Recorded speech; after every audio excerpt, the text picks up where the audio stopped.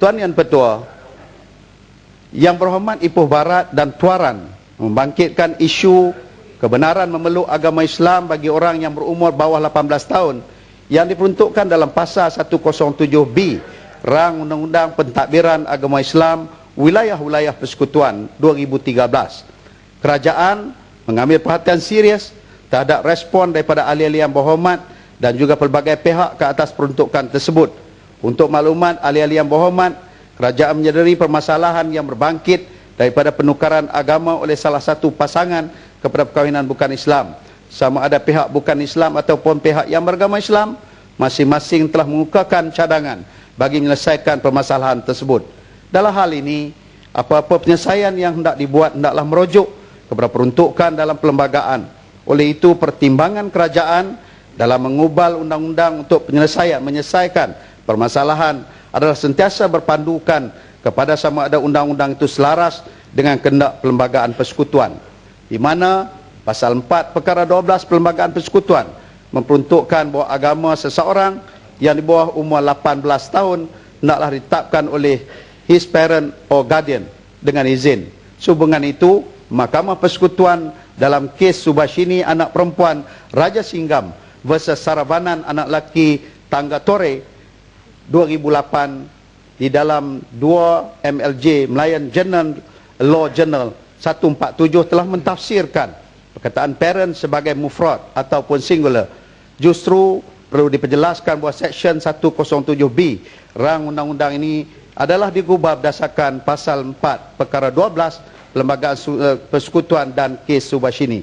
Kerajaan percaya Islam adalah agama yang adil kepada umat Islam, maka isu pertikaian status agama anak juga perlu diselesaikan secara adil berdasarkan kepada prinsip keadilan di dalam Islam. Berhormat Pocong berdiri Yang Berhormat. Sila. Terima kasih Tan Sri Speaker, terima kasih Yang Berhormat Menteri. Yang Berhormat Menteri tadi sebut bahawa keputusan yang dibuat berhubungan dengan artikel 12.4 Perlembagaan Persekutuan adalah keputusan yang selaras dalam kes Subashini. Saya nak tanya Yang Berhormat Menteri, sama ada Yang Berhormat Menteri sedar bahawa di dalam Perlembagaan Persekutuan kita ada artikel 12.4, dan seperti mana Menteri menyatakan, dan saya setujulah, the English version menyatakan bahawa apa yang diperlukan adalah kebenaran daripada parent, dan artikel 12.4 tersebut itu dibaca bersama-sama dengan Schedule 11, iaitu Interpretation Section of Federal Constitution, di mana dinyatakan bahawa perkataan parent tersebut memang ditafsirkan sebagai includes both parents, that is the mother and father. Apa yang berlaku Mohd Menteri adalah kita ada satu pindaan kepada Perlembagaan Persekutuan, iaitu artikel 160B yang dibuat dalam tahun 2001 kalau tak silap, di mana apa yang dinyatakan di situ adalah bahawa tafsir Perlembagaan Persekutuan tersebut akan diberikan atau diterjemahkan ke dalam bahasa Malaysia, dan penterjemahan bahasa Malaysia tersebut itu akan diterima sebagai versi yang resmi. Tapi apa yang berlaku di situ Yang Berhormat Menteri adalah penterjemahan bahasa Malaysia tersebut itu silap, kerana penterjemahan bahasa Malaysia tersebut itu membaca artikel 12.4 tapi tidak mengambil kira Schedule 11 yang seharusnya membaca sebagai ibu bapa. Adakah Yang Berhormat Menteri sedar bahawa perkara ini apabila dibawa kepada mahkamah, memang dalam kes Subashini tersebut ianya tidak diambil kira, dan oleh itu keputusan dalam kes Subashini tersebut itu memang tidak betul. Nah, soalan saya kepada Yang Berhormat Menteri, adakah Yang Berhormat Menteri bersedia dalam Jabatan Perdana Menteri supaya satu kajian ataupun satu jawatan kuasa ditetapkan untuk mengkaji semula keputusan dalam Subashini, untuk memastikan bahawa sekiranya ianya tidak seiras dengan artikel 12.4, khususnya ianya dibaca dengan klausa Schedule 11 Perlembagaan Persekutuan, adakah kerajaan khususnya Jabatan Perdana Menteri sedia untuk menubuhkan satu jawatan kuasa untuk memperbetulkan masalah itu, dan supaya satu pindaan boleh dibuat untuk kes Subashini tersebut itu is corrected, dan as far as we are concerned, artikel 12.4 tersebut itu kembali kepada maksud yang awalnya, iaitu ibu bapa, parent di situ ditafsirkan sebagai ibu bapa. Sila jelaskan Yang Berhormat Menteri. Terima kasih kepada Yang Berhormat Puchong. Saya rasa Yang Berhormat amat memahami tentang undang-undang yang ada di negara Malaysia dan penafsiran yang dilakukan oleh pihak Majlis Agama Islam dan juga pihak-pihak yang berkaitan dengan perundangan yang ada di Majlis Agama dan juga yang terlibat dalam mengubal rang undang-undang yang telah pun kita bentangkan dan kemudian telah pun kita kembalikan untuk ditarik semula bagi tujuan kita lebih memantapkan lagi di dalamnya setelah mengambil kira pandangan-pandangan. Tapi suka saya jelaskan kepada Yang Berhormat. Yang Berhormat juga telah menyebut bahawa perkara 12(4) tidak harus hanya sekadar dibaca, begitu juga dalam pentafsiran. Dan di dalam pentafsiran yang telah dibuat di dalam Perlembagaan Persekutuan telah pun juga secara jelas menyebut bahawa parent yang disebut dalam perkataan parent itu dieja dan ditulis tanpa perkataan huruf S, dan kemudian di situ menjadi pertikaian yang dihuraikan. Yang Berhormat jangan geling kepala lagi, bagi saya terang dulu. Sekejap, bagi saya terang dulu. Saya belum habis lagi. Yang Berhormat, jangan silapkan orang saja. Saya pun boleh silapkan Yang Berhormat juga. Tapi saya suka sebutkan begini Yang Berhormat. Bila penafsiran itu telah pun dibuat berdasarkan kepada parent itu, dia sebut boleh dibaca secara singular dan juga plural. Dan kemudian yang plural dibaca secara singular, itu penafsiran yang keseluruhannya di dalam versi Inggeris. Dan kemudian di dalam versi Melayu, sebagaimana betul Yang Berhormat sebutkan sebentar tadi, bahawa dia ditafsirkan parent itu ataupun perkataan ibu, dia tak sebut atau, dia tak sebut dan, dia menyebut perkataan atau bapa. Jadi kita melihat pengubalan itu dia berdasarkan kepada lebih-lebih lagi penafsirannya. Mungkin kedua-dua pihak yang terlibat memerlukan kepada penafsiran yang lebih konkret, yang lebih ultimate dengan izin, ataupun yang lebih kemuncak, iaitulah penafsiran melalui mahkamah. Dan melalui mahkamah kita melihat bahawa mahkamah melalui Mahkamah Persekutuan, dan ada 3 kali di Mahkamah Tinggi, dan ada kes yang dibawa kepada Mahkamah Persekutuan yang telah pun menafsirkan perkataan parent itu dengan maksud mufrad ataupun singular. Dalam maksud yang tersebut, maka atas sifat dan kepercayaan bahawa apa yang diputuskan oleh Mahkamah Persekutuan itu dia merupakan perkara yang dianggap mengikat dengan izin binding Yang Bertua, maka sebab itu berlaku apa yang sebagaimana yang telah disebutkan. Walau bagaimanapun, sebagaimana yang telah Yang Berhormat Puchong sebutkan sebentar tadi, bahawa apa sekalipun ialah hal yang kita telah persetujui bersama, dalam arti kata lebih-lebih lagi pada hari kita mengangkat sumpah sebagai ahli Yang Berhormat di Dewan, semuanya sekali. Bahkan saya tertarik ada 2-3 orang rakan-rakan yang mengangkat sumpah dengan gaya dan cara tersendiri. Yang Berhormat Kepong ada malam ni? Tak ada. Yang Berhormat Kepong angkat sumpah dengan menghafal, sebab membayangkan lamanya Yang Berhormat Kepong dalam Dewan boleh hafal pun, ya, dengan mengatakan bahawa beliau memelihara dan juga untuk melindungi dan juga mempertahankan Perlembagaan Persekutuan.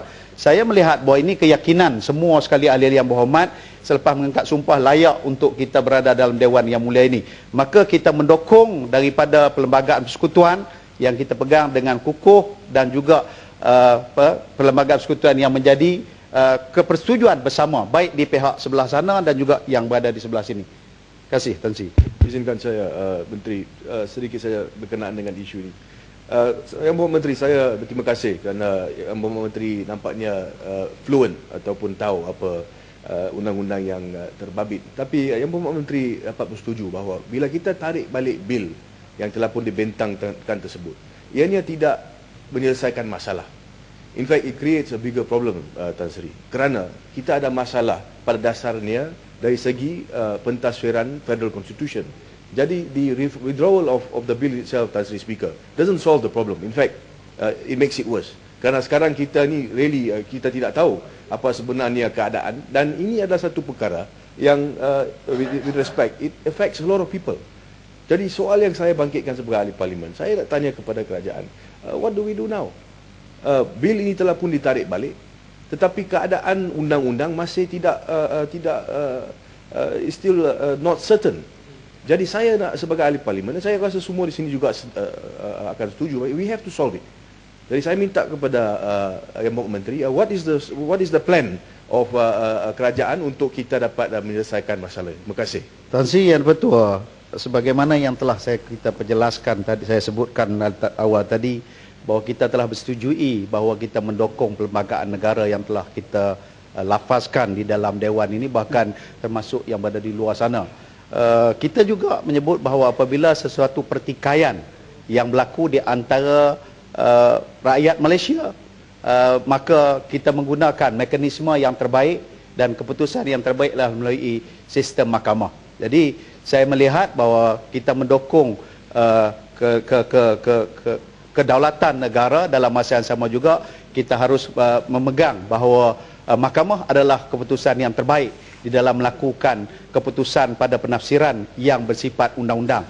Jadi pada saya melihat bahawa kedua-dua pihak harus berlapang dada, terbuka hati untuk apabila berlaku pertikaian, maka mahkamah menjadi tempat rujukan dalam menentukan keputusan yang dibuat. Sebab ini untuk tujuan kebaikan. Sebab saya yang berada di seberang sini dengan yang berhormat yang berada seberang sana, bukan tujuan kita untuk kita berkelahi, bukan untuk kita bermasam muka, untuk kita saling tuduh-menuduh, tetapi kita ingin melihat keharmonian itu dapat berjalan dengan baik. Jadi dalam menjaga keharmonian itu, saya melihat bahawa kerajaan berpandangan bahawa mahkamah adalah tempat terbaik bagi menyelesaikan sesuatu pertikaian di antara dua pihak. Baik. Terima kasih Yang Menteri. Last isu berkenaan dengan ini, saya bersehubungan kalau boleh Yang Menteri. Yang Menteri, sebab saya bangkit kan isu ini adalah kerana apabila saya lihat sebenarnya apabila bil rang undang-undang yang it was tabled before, yang dibentangkan, saya baca melalui surat khabar, saya dapat tahu bahawa sebenarnya terdapat banyak daripada anggota dalam kabinet yang tak setuju. Dalam kabinet. Jadi ianya menunjukkan bahawa sebenarnya dalam kerajaan pun tidak ada persetujuan kepada apa yang sebenarnya dibentangkan. This is the reason why I rise. Ya. So kalau kita nak tarik balik bil tersebut untuk menunjukkan kepada orang awam bahawa tak apa, kita akan tarik balik kerana kabinet tak setuju. Tapi di dalam dewan pula kita kata tak apa, kita kembali kepada kes Shubhas ini yang comes back to the same position. I think that is a situation which is, with respect, satu keadaan yang agak merunsingkan, kerana di sini kita kata kita tarik balik kerana kita tidak mau teruskan, tetapi kita berbalik kepada mahkamah, keputusan mahkamah, and it comes back to the same position, whereas the cabinet doesn't agree. Jadi dalam keadaan tersebut saya untuk penjelasan untuk perfahaman saya, saya nak tahu sama ada kerajaan akan mengambil langkah yang lebih, supaya kita dapat menembuhkan jawatan kuasa, so we can actually look into this and to see whether or not this problem can be solved. Yang Menteri. Jalan. Boleh. Saya jawab ini minta apa tu Kuala Selangor ya. Tanjung Karang. Tanjung Karang. Tanjung Karang, kita maaf. Tanjung Karang lepas tu Tereh. Ya, terima kasih. Saya nak cakap pasal isu yang sama. Pertama sekali saya ucapkan tahniah kepada Muhammad Menteri yang telah memberikan penjelasan yang cukup jelas mengenai keputusan mahkamah, dan dah jadi satu presiden, Datuk Speaker, dalam negara kita. Apabila ada satu keputusan mahkamah dibuat, selalunya kita akan pindah undang-undang atau perlembagaan yang berkaitan, because when the court make decision, dia yang interpret the law. Sometimes apa yang kita buat tak sama dengan apa yang court interpret. Kita tengok banyak contoh. For example dulu macam tafsiran prima facie sebagai contoh. Bila benda itu jadi tidak tepat, terpulang kepada mahkamah buat keputusan, akhirnya kita pindah undang-undang kita memberikan tafsiran yang tepat mengenai prima facie sebagai contoh. Hanya saya nak jelaskan kepada Yang Berhormat, kalau itulah hujah Yang Berhormat tadi, bahawa mahkamah dah buat keputusan mengenai tafsiran parents ini merupakan sembilan dan sebagainya, saya nak tanya mengapa bil ini ditarik balik? Adakah bil ini ditarik balik kerana desakan oleh pihak-pihak tertentu? Dan kali ini kita lihat ada pihak-pihak tertentu macam Puchong dah desak yang kedua pula, iaitu untuk artikel 12.4, di mana dalam artikel 12.4 ini wording yang dipakai di bawah section 107B sama dengan wording di bawah 12.4. Dan saya nak tanya, ini baru diberi tafsiran mengenai parents, tapi kalau kita baca 12.4, dia bukan saja concerned by parents or guardian. What is meaning of the guardian?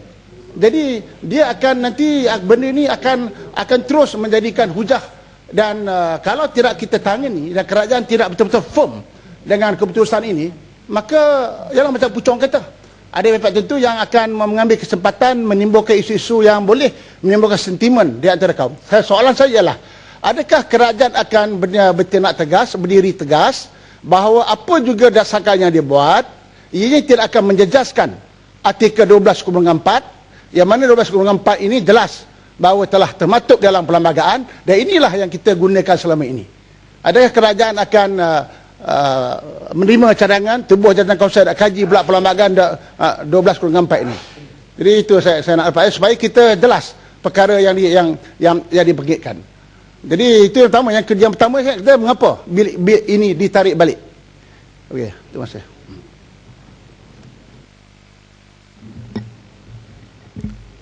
Tan Sri Yang Dipertua, saya ingin mendapat penjelasan lanjut atas isu yang hampir sama dengan Tanjung Karang,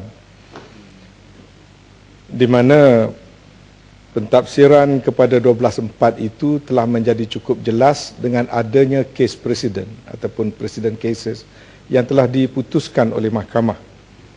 Dan dalam versi bahasa Melayu, perlembagaan kita dengan jelas menyebut bagi seseorang yang berumur di bawah 18 tahun, agama hendaklah ditetapkan oleh ibu atau bapa, maknanya singular, atau guardian. Penjaga juga mungkin hanya seorang, tak semestinya suami isteri. Dan provision ini telah wujud dalam perlembagaan kita sekian lama dan telah pun dipakai dan telah pun dibuat pentafsirannya oleh mahkamah seperti mana yang Yang Berhormat Menteri sebutkan tadi. Bolehkah kita semua mendapat jaminan daripada kerajaan, bukan sahaja perkara ini dan spirit perlembagaan ini dipertahankan, dan apakah JAKIM dan Majlis Fatwa Kebangsaan telah memberikan pandangan bagi memastikan klausa ini adalah konsisten dengan hukum syarak. Sebab apapun yang ada dalam perlembagaan bagi kita orang Islam, ia tidak sama sekali boleh mengatasi hukum syarak sekiranya ianya dicatatkan dengan jelas. Jadi bolehkah saya dapat penjelasan daripada Yang Berhormat Menteri, apakah 12.4 ini sudah pun konsisten dengan fatwa dan hukum syarak, dan kalau jawapannya ya, apakah jaminan kerajaan bahawasanya perkara ini dipertahankan? Yang kedua, soal percanggahan pendapat seperti mana yang disebut oleh Yang Berhormat Puchong. Saya fikir ini satu perkara yang biasa, kerana saya dapati dalam Pakatan Rakyat juga sudah jelas cabar-mencabar berlaku dan mereka juga tidak sependapat dalam hal ini.